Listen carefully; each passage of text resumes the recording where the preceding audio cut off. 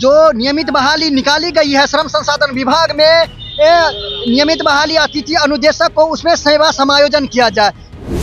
एक तरफ रोजगार दे रहे हैं, एक तरफ नौकरी छीन रहे हैं, ये कैसा इंसाफ। सरकार से यही मांग है कि हम लोगों को इसी पोस्ट पर समायोजन करते हुए जो रेस्ट सीट बचे उस पर बहाल लिया जाए। 2 शिफ्टों में हमसे सेवा लिया गया है और परिश्रमिक मात्र महीने में 60 घंटे का हम लोग को दिया गया है। बिहार की एक विशेष स्थिति है, बहुत सारी नौकरियां दी गई हैं। कई ऐसे वर्ग के लोग भी हैं जिन्हें मामूली मानदेय मिलता है। खबरें प्रतिदिन आ रही हैं, जैसे कि आज राजद कार्यालय पर लोगों ने विरोध प्रदर्शन किया और ठीक एक दिन पहले बुधवार को चौकीदार दफदार संघ ने अपने जारी कार्यक्रमों की अगली कड़ी में गर्दनी बाग में धरना स्थल पर धरना से अपने प्रोटेस्ट की शुरुआत कर दी है।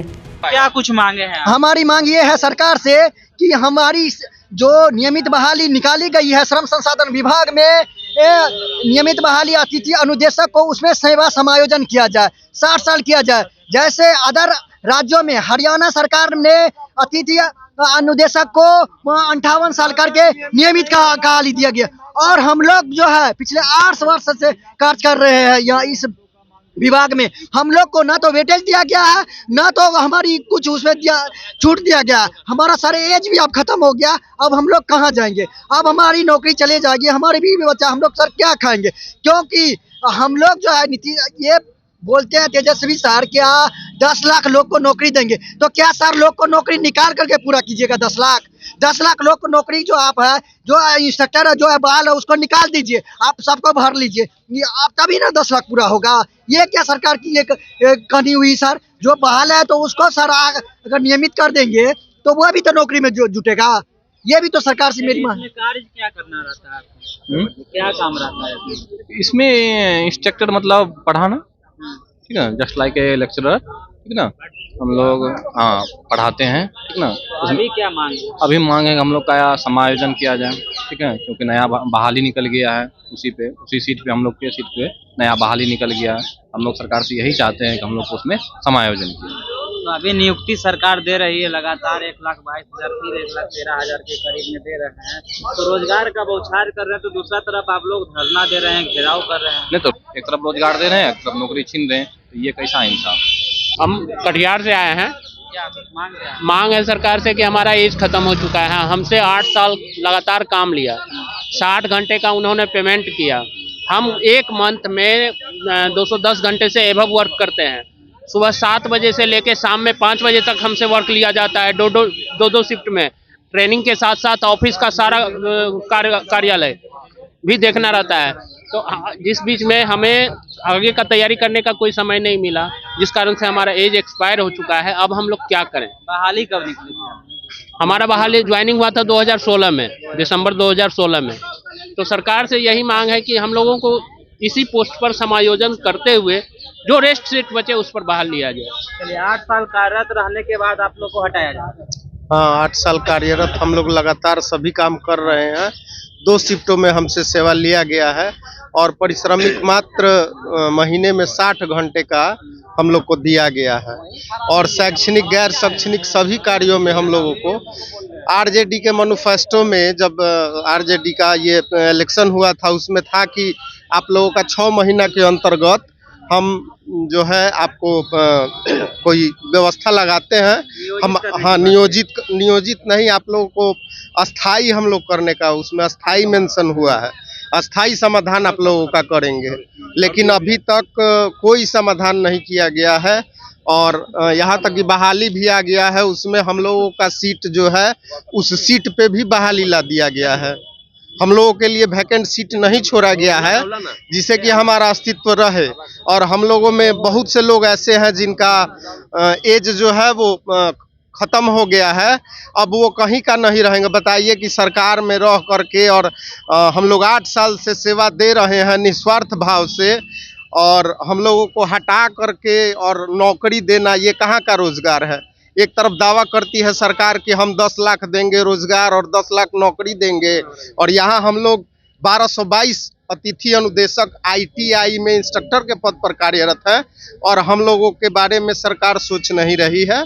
पहले तो हम लोगों के बारे में सोचना चाहिए, इसके बाद उसको कुछ करना चाहिए। नहीं, अलग अलग विभाग के लोग आ रहे हैं, सब यही कह रहे हैं कि पहले हमारे बारे में सोचना चाहिए। तो सरकार आखिरकार किसका किसका सुने?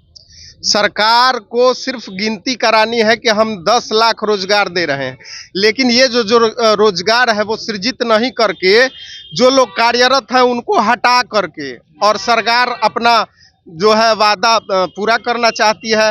हालांकि हम लोगों का तो मैनिफेस्टो में, आरजेडी का मैनिफेस्टो में है, अभी तक हम लोगों के बारे में कुछ नहीं हुआ है। सरकार बेमतलब का दावा कर रही है, इसमें कोई हम लोगों को उपलब्धि नहीं हासिल हो। बहाली देने के बाद राजकर्मी का दर्जा आप लोग को नहीं मिला? बहाली हो जाने, जैसे ये बहाली निकली तो उसमें हम लोग को ना तो कुछ भी नहीं दिया गया, उसमें हम लोग को सेवा समायोजन करने की बात कही गई है ना, कि हमारी सरकार जैसे बनेगी तो लिखा गया है कि अनुदेशक के वास्तविक समाधान किया जाएगा, अस्थाई समाधान की बात बोल रही है ये।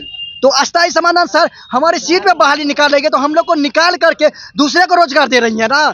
क्या कर रही है आरजेडी सरकार? 10 लाख को जो नौकरी बोल रही है तो लोग को नौकरी निकाल दे रही है, फिर देने का कर रही है क्या काम? इस तरह से तो नहीं होना चाहिए ना सर। जो नौकरी में है तो उसको तो नौकरी में रहना देना चाहिए, और उसके बाद जो सीट रेस्ट बढ़ता है तब ना बहाली होगी सर। ये ना होना चाहिए सरकार की। क्या लगता है आपकी मांग को सुनी जाएगी? हाँ, सुनी क्यों नहीं जाएगी? सरकार के पास हम लोग उसी उम्मीद से आए हैं कि हम लोग की मांग क्यों नहीं, 8 साल से हम लोग इस विभाग में काम कर रहे हैं, तो हम लोग की मांग क्यों नहीं सुनी जाएगी? इससे पहले आप गर्दनी बाग में भी धरना दिए जी, थे, इसके पहले। लेकिन फिर भी आपकी मांगी को नहीं सुनी गई है, तो क्या रहेगा आगे की रणनीति? हम लोग ITI में अतिथि अनुदेशक हैं, तो उसके पहले भी सरकार का अभी देखिए क्या कर रही है, सरकार को सुनना चाहिए, उसीलिए आए हैं, उसी उम्मीद हम लोग का है सरकार से, क्योंकि इसी के सरकार के द्वारा दिया गया हम लोग का ये काम है। इस सरकार में ही बहाली आई थी, और इसी आरजेडी सरकार के ही इस विभाग के मंत्री हैं सुरेंद्र राम जी, तो इनसे काफ़ी उम्मीद है हम लोग को। तो इनका और मैनिफेस्टो में वो वादा भी था कि अतिथि अनुदेशक को समायोजन किया जाएगा, तो यही याद दिलाने हम लोग आए हैं नीतीश कुमार और तेजस्वी यादव जी को कि अपने वादों को पूरा कीजिए और हम लोग को अस्थायी किया जाए। क्या मांगे हैं आप? हमारी प्रमुख मांगे हैं कि 25/2/23 के पूर्व जो आवेदन दिया गया था स्वैच्छिक सेवानिवृत्ति के आधार पर बहाली करने का, उस आवेदन पर बहाली डीएम के लापरवाही के चलते नहीं हो सकी, लीलियंसी के चलते नहीं हो सकी। हमने आज नववर्ष के अवसर पर सरकार को ध्यानकृष्ट करने के लिए आए हैं कि हमारा जो लंबित मामला है, जिनकी बहाली नहीं उनकी बहाली किया जाए, और जिनको बहाल कर लिया गया था, ट्रेनिंग में 5 महीना भेज दिया, उसको फिर बर्खास्त कर दिया हाईकोर्ट के वोट के आधार पर। उन्हें फिर जो है पटना में जिस तरह बर्खास्त कर दिया था 12 चौकीदारों को, और फिर उनको बरकरार रखा, फिर पटना के जिला के आधार पर सभी जिला पदाधिकारी को मैंने नीतीश बाबू से कहने आया हूं कि निर्देश दीजिए कि आपके प्रशासनिक चूक के चलते, गलतियां के चलते जो बहाली नहीं हुई है चौकीदारों की, उनकी बहाली कर दें।